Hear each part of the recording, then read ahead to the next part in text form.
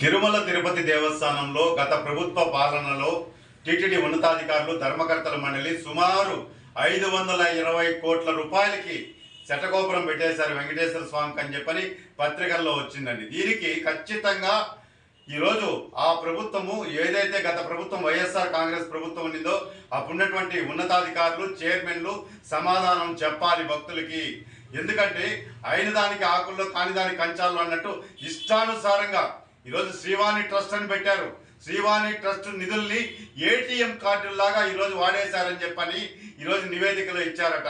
అదేవిధంగా ఈరోజు బ్రేక్ దర్శనం టికెట్లు శ్రీవారి దర్శనానికి రెప్పపాటు దర్శించుకోవాలంటే సామాన్య భక్తులకి దొరకని టికెట్లన్నీ కూడా ఈరోజు సుప్రభాతం కానీ తోమాల కానీ అభిషేకం కానీ వీటన్నిటి కూడా సినిమా టికెట్ల లాగా పనిచేశారు.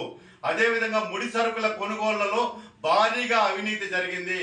ముఖ్యంగా తిరుమల తిరుపతి దేవస్థానంలోని ఇంజనీరింగ్ విభాగంలో కమిషన్లకు కక్కుర్తిపడి అవసరం ఉన్నా లేకపోయినా సుమారు 1400 కోట్ల రూపాయలకి అతి తక్కువ కాలంలో టెండర్లు పిలిచి కమిషన్లు దండుకున్నారని చెప్పి ఈరోజు రాష్ట్ర ప్రభుత్వం ఇది అమలు చేసినటువంటి నివేదిక విజిలెన్స్ నివేదికలో స్పష్టంగా రిపోర్ట్ ఇచ్చారని చెప్తున్నారు.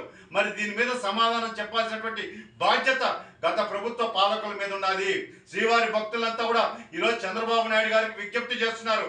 సార్, మీరు కొండపైడి నుంచి ప్రక్షాళన ప్రారంభిస్తామన్నారు, విజిలెన్స్ ఎంక్వైరీకి ఆదేశించారు, విజిలెన్స్ నివేదిక ఇచ్చిందని చెప్పి ఈరోజు బహిరంగంగా బయట చెప్పుకుంటున్నారు.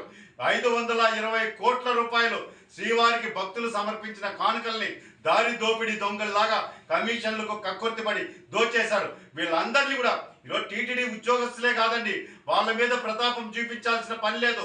వాళ్ళే కాకుండా ఎవరైతే ధర్మకర్తల మండలిలో చైర్మన్లుగా పనిచేశారో, ఎవరైతే అధర్మంగా టీటీడీ ఉన్నతాధికారులు పనిచేశారో సుదీర్ఘకాలంగా వాళ్ళందరినీ కూడా జ్యుడిషియల్ కస్టడీలోకి తీసుకొని అక్రమంగా సంపాదించిన ఆస్తుల్ని రికవరీ చేసి టీటీడీ ఖాతాలో జమ చేయాలని చెప్పి డిమాండ్ చేస్తున్నానండి.